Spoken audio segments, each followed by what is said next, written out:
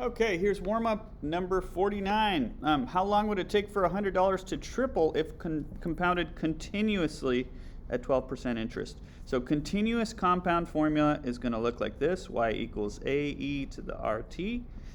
A is my initial amount. That's 100. Since it's tripling, my final amount is going to be 300. That goes in the Y position. E is just a number. I can't plug anything in for that. It's just a number, right? My rate is 12%, but I want to write that as a decimal, so 0.12.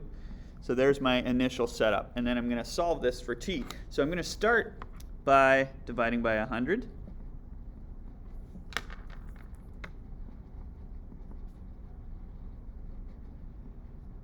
Okay, and now my only option is to put this in log form to isolate the exponent. So let's go ahead and do that.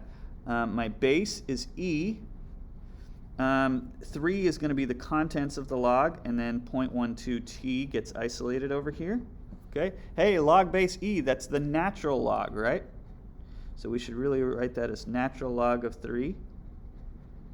Okay, and then I'm going to divide by 0.12. You can put this in your calculator first and then divide by 0.12, or you could do it right now. It doesn't really matter.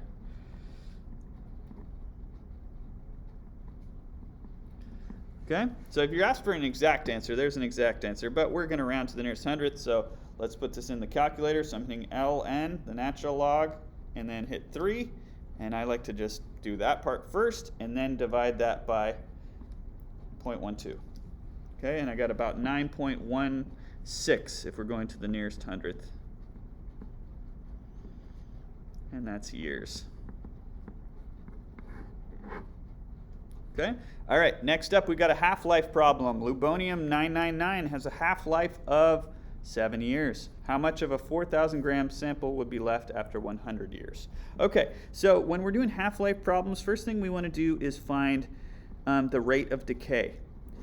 Okay, so this is kind of a two-step problem. So the rate of decay, there's a little formula for it. It's going to be the natural log of 1/2, or I'll just write 0.5, over whatever the half-life is. Okay, so it's a natural log of 1/2 because it's a half-life problem. That's how I remember that decimal. Okay, so in this case, the half-life, it says the half-life is 7 years. So it's going to be the natural log of 0.5 over 7. Okay, so I'm going to put that into my calculator. Natural log of 0.5, I'll hit enter, and then divide by 7. It came out negative, and it should have because it's a rate of decay. So this is about negative 0.099. Okay, I'm going to keep that long decimal in my calculator because I don't really want to round as I go. So I'm keeping that in there for further use. Okay. So the second phase of my problem here, I'm going to solve. I'm going to solve the problem. And I'm going to have to use this continuous compound formula that I used in the previous problem. Okay, and I'm going to start plugging everything I can into this. 4,000 grams is my initial amount. Okay, the rate is about negative 0.099. Negative 0.099. The time is going to be 100 years. The only thing I don't know is the final amount. So that's what I'm looking for. And since I rounded this a little bit, I should really write that. Okay?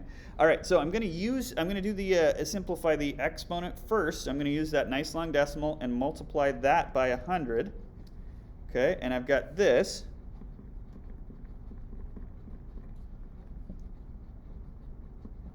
Okay, now I'm going to do e raised to the negative 9.9, but I'll use that whole long decimal. So above the ln key, if you hit second and then ln, then you'll get e raised to whatever. And I'm going to use my last answer. I'm going to use that decimal, so I'm going to hit second and negative, and then I'll say ans there. So then it's using that last decimal in there without me having to retype it. Okay, so I'm just doing this part right now. And that's this is in scientific notation, so heads up. Let e to e negative fifth at the end. This really means that this is 4,000 times about 5.0069 times 10 to the negative fifth. So the decimal is moved 5 places to the left. But I'm just going to multiply this by 4,000 anyways. I'm just keeping my last answer there on the calculator, And I think it won't be in scientific notation anymore. Yeah, so it isn't. I didn't really have to worry about it. Okay, so I've got about 0.2. And going to the nearest hundredth, 0.20 then. This is about 0.20 grams. I know it's grams because that's what the initial amount was. So not much left after 100 years. Okay. All right, let's try another. So we're going to find the rate again on this next problem. So the rate's going to equal natural log of 0.5 over whatever the half-life is. So the half-life here, that's my half-life, 9 years. So natural log of 0.5 over 9. Okay, putting that into my calculator. Let's clear the last one out. Natural log of 0.5, divide that by 9, and I've got negative 0.077, roughly. Again, I'm keeping that decimal in there. And now let's go to the solving phase. So continuous compound formula, here it is. I don't know the final amount, but my initial amount, oh, I do know the final amount. It says how long would it take for a 35 gram sample to be reduced to 8 grams. Okay, I got ahead of myself. So this is my initial amount, that's my final amount. Final amount goes here, initial amount goes here. And then I've got the rate, negative 0.077. The only thing I don't know is the time. Okay, and this is approximate because that decimal's rounded. Okay, all right, so I'm trying to isolate t. So first thing I'm going to do is divide both sides by 35. Okay, then these will cancel. So 8 divided by 35. Actually, I'm just going to leave that as a fraction because I want to conserve that decimal that I had there. Okay, so now I've got down to this. Okay, and then okay, the recording just stopped for some reason, so I had to restart it. Okay, so I had it down to this, and then I'm going to put it in log form. So my base is e. Hey, log base e. That's my natural log. Okay, the fraction is going to be the contents of the log, and then the exponent gets isolated. Okay, so this is my natural log of that fraction. Okay, I'll put this into my calculator first. Actually, oh, and I forgot the negative here. Oops, that's important. Okay, so I'm not going to put in my calculator yet because I want to put this in all at once. So my final step is going to be to divide both sides by the decimal.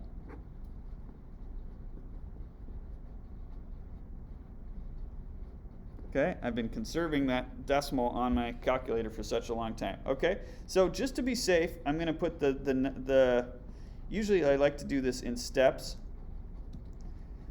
I put the whole top of the fraction here in parentheses, just to make sure that the calculator didn't get confused and put the denominator in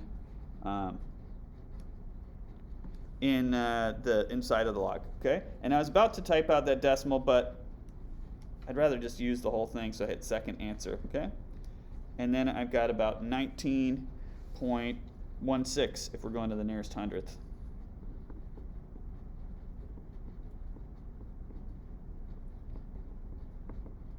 Okay, it's good to avoid rounding as you go as much as you can. So once you get a nice long decimal in there, try to maintain it until you need it for the next time.